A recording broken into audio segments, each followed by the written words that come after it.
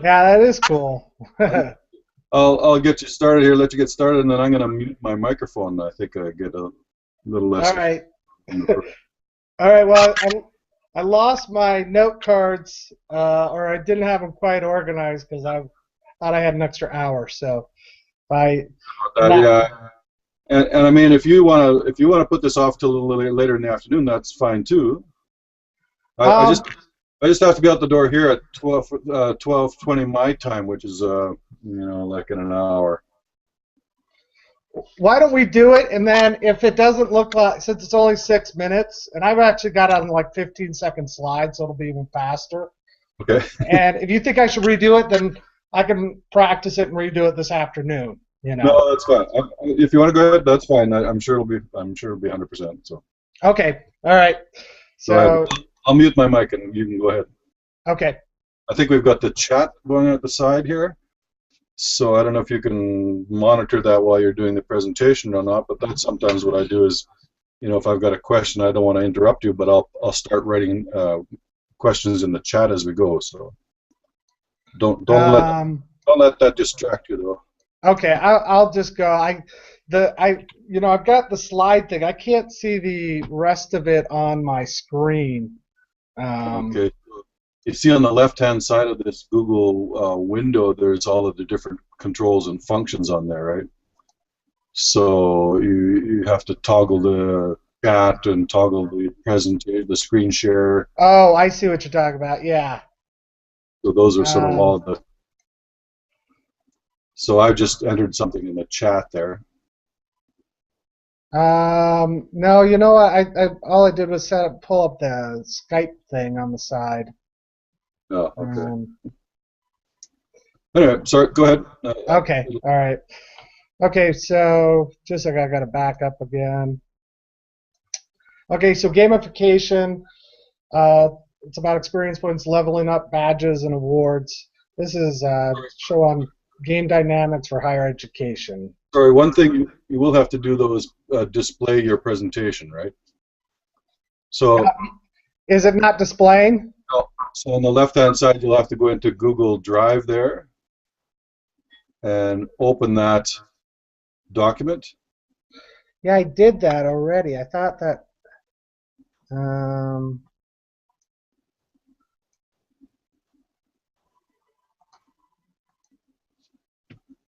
wait, just a second. Let me just see if. Okay, here we are.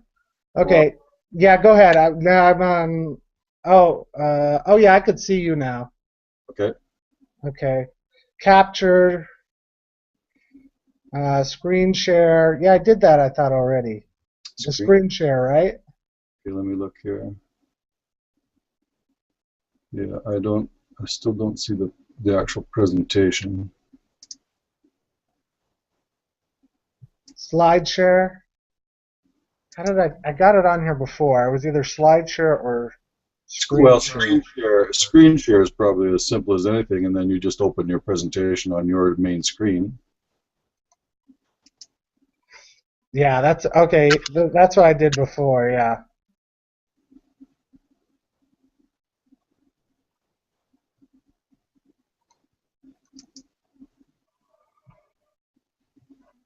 Did that open it? That's it for me.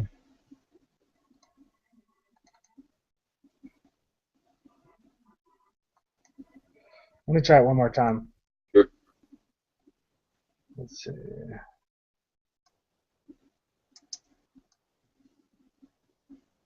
Full screen.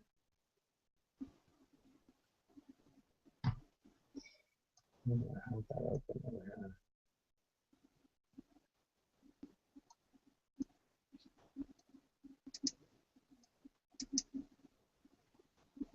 I have it. I have it on my screen, but when I look for it on the attachment, it doesn't show up on this list of. Oh, maybe that's it. Let's see if that does it. Nope, that's PowerPoint. Yeah, I saw your desktop show up there. Let's see.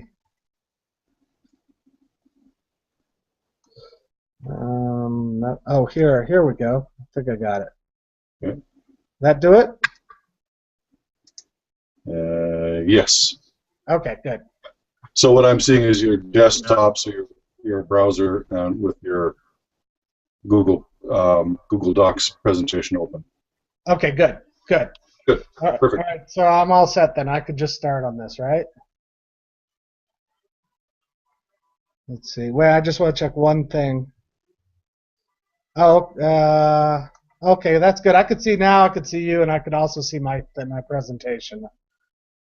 Can I control it from here though?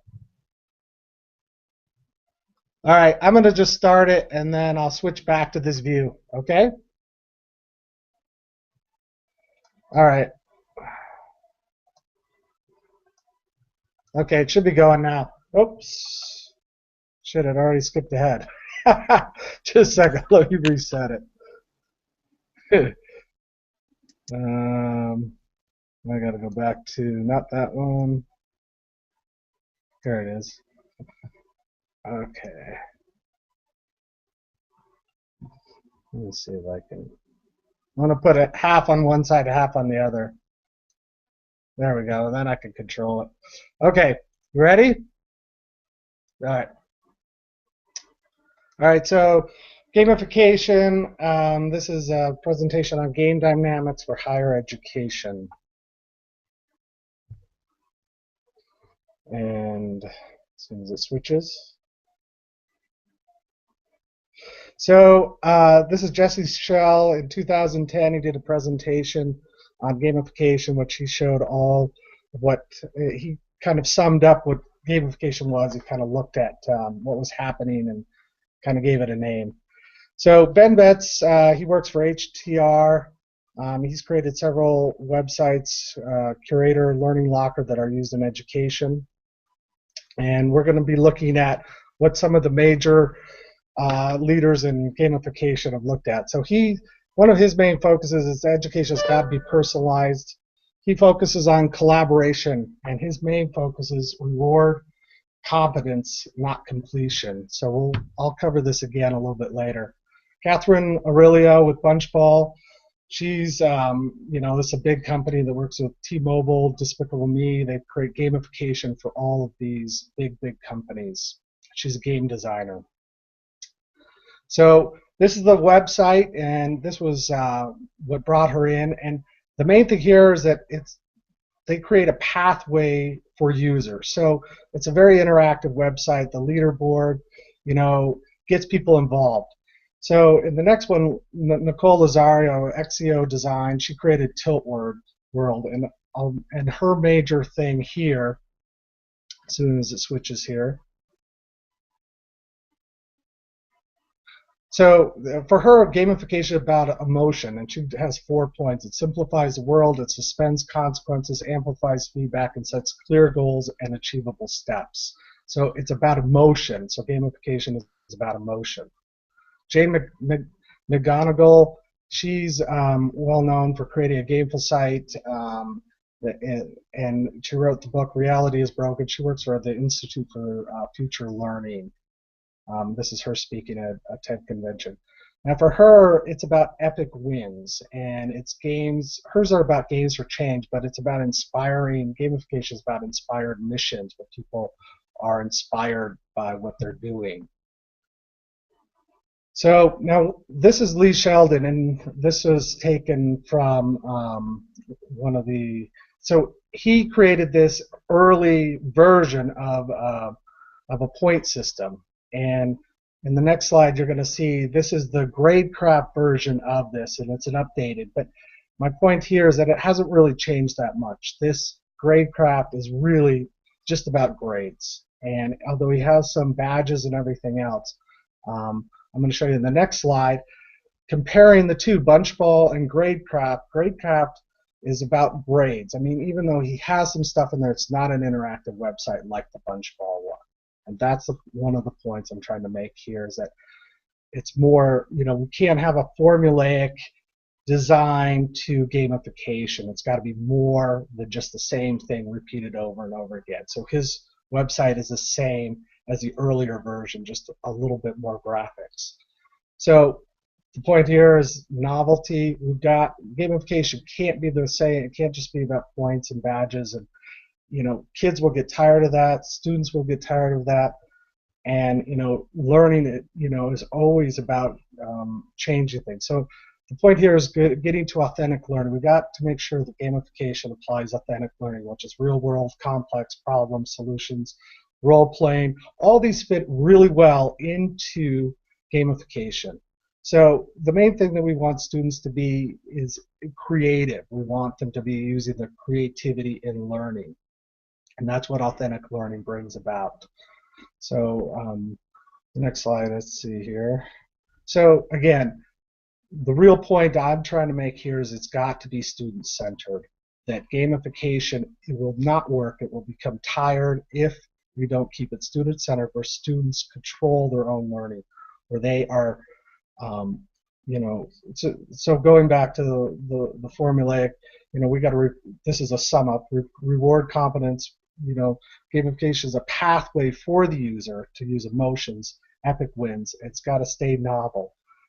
So student autonomy is badges, avatars, point systems, interactive, novelty. Now these create creativity. Badges lead to creativity. Lead to avatars where they design their own avatars and personalize them. It's not just about having an avatar. And then there's my references.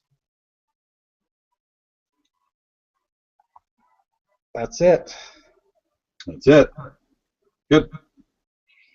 Well, so just a couple of questions, and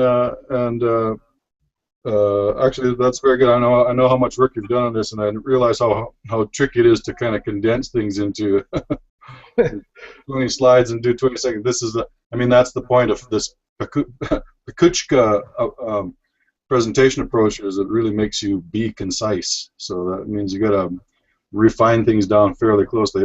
That's a very standard doctoral level scholarly skill, of course. Is you got a publication, you've got strict word limits on how much, so you got to make it fit within what you got to get your message out in the space allotted. So right. So that's why I kind of like this arrangement. So the couple of questions just to review though a little bit. The main theoretical perspectives now that you looked at, could you itemize them? Just describe them in a little bit more detail. Oh. How do we study gamification in online learning? What are the main theoretical perspectives? Self-determination theory is one. Okay. That's probably the major one, that because it's based upon motivation. And again, my question about when I'm talking about theory is, how does that theory explain and predict patterns of behavior? In this circumstance, so with gamification, like with authentic learning, that would be more constructivism that I'm looking at. Okay. But I don't think constructivism completely works in online learning, because we're mixing in social constructivism with constructivism. But it's when you get into an interactive environment where you're using so many different tools, I don't think that constructivism fully explains what's going on here. And I also think that, especially with gamification, you have you're going to have some things that are not constructivism. You're going to have cognitivism, where cognitivist theory, where it's the iterative process of gaming has got an iterative process where a student is interacting, but the computer is adapting to their learning, which is going to be much more of a cognitive mode of learning, where the computer or the software program is adapting. But and you could even have some behavioral theoretical things in there, where gamification could be a type of thing where it rewards, the badges as a reward system. So that fits in also to so gamification is a reward system, and it probably, it depends on the system, but you could have punishments too, and that might even be an interesting thing where, you can mix those things in. So that's kind of how I see it. Very typical of a game, of course, is that, yeah, you work towards the rewards and work to avoid punishment. Right. So just to get back onto the theoretical perspective now, who would you say is the sort of the chief proponent of the self-determination theory with respect to gamification in education? Um, I can't. I'm trying to remember who, because there's the self-determination theory, and then there's gratification theory as well. Right. And and then there's you have flow theory with I can't pronounce his name, but Yes. yeah, and so you have and just and then there's another theory. What I forget what it's called, but FQR or something that's also to do with motivation theory, and or motivations. How we engage and motivate. And I didn't really like theirs very well, so I really didn't look at it real close. How would how would these theories and what you've studied so far, how would these now work when in an environment where we're moving to something that's more like an augmented reality environment, a general augmented reality environment? What happens when we all next couple of years when we all start wearing Google Glass? I know Jane McGonigal is the one who's doing the augmented reality, and or at least in terms of gamification, she is. And so if you're so I'm actually trying to think like exactly what augmented reality. Explain to me what augmented reality is again. Well, for example, Google Glass is that basically you're wearing a set of glasses that gives you, you have a a view of the world as it is, as a regular world, but layered over top of that all the time is a layer of data. Right. So as you're looking down the street, your device figures out where you are, and Right. and displays data about where you are. So as you're walking So down, it accesses the internet, right? I mean, it's like it pulls up people's names, right? So you don't have to remember people's names. So yeah, I you're think walking that down the street and you look at a store, and what shows up in your heads-up display is that this store has a 60% off sale on shoes. And then right, you look across the street and you see the data overlay says that this restaurant is having a special on fish and chips. right, So right. everywhere you look, there's a layer of data that augments your reality, I, essentially. I I think going to your point, I think that connectivism is the best current theory that talks about augmented reality, because they're the one that talk about networks and how people connect on networks and how information is obtained, and Yeah. what I like about connectivism is they talk so much about how information is out there, and it's also in non-human sources. So if like something like Google Glass, when people don't have to remember something, they can just look it up in an instant. It changes how we learn, and I mean, it adds a completely new dynamic, because you don't have to construct knowledge anymore. All of a sudden, you just go look it up on the internet, and if you have Google Glass, you know, Yeah. it changes the dynamic.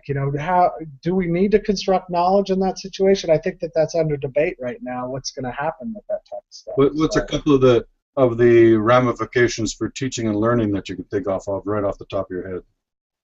for gamification or for For augmented reality, I guess, and I kind of put them sort of a little bit together. Maybe that's not correct on my part too, but well, I think like augmented reality, you know, I think it's going to change, assessments, because, you're going to have to, create complex assessments where people have to create something that is theirs, and create it in a collaborative environment. So I think collaboration is becoming more important in this new augmented reality world where people have to interact. There are maybe a lot of people. It's going to be about putting all that information together. And in terms of e-learning, if you're in an environment where everything is virtual, it's going to be about how people connect and how they connect on all these different networks and how they get information, where they get information, and is that information valid? And how do we determine if that information is valid? That's what I think is going to be changing about e-learning. So. good. Well, good job. I mean, I'll let you wrap up here a little bit. Just a couple more questions. Do you feel this course and this activity in particular were useful to you from a scholarly point of view? I love this course.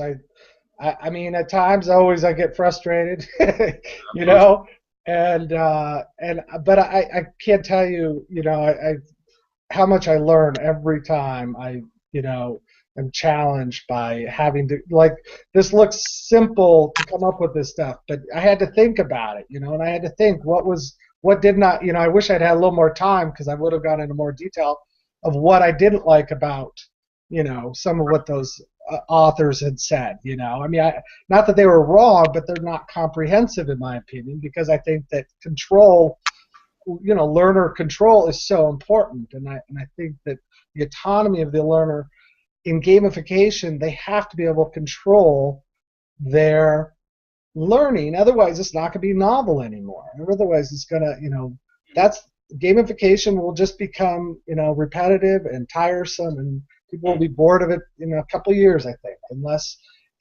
you let even like that website, not Gradecraft, the other one, Bunchball. Right. I think it's got to be more. The users are going to have to be able to go in there and adapt and change it. Where they feel more like they control it.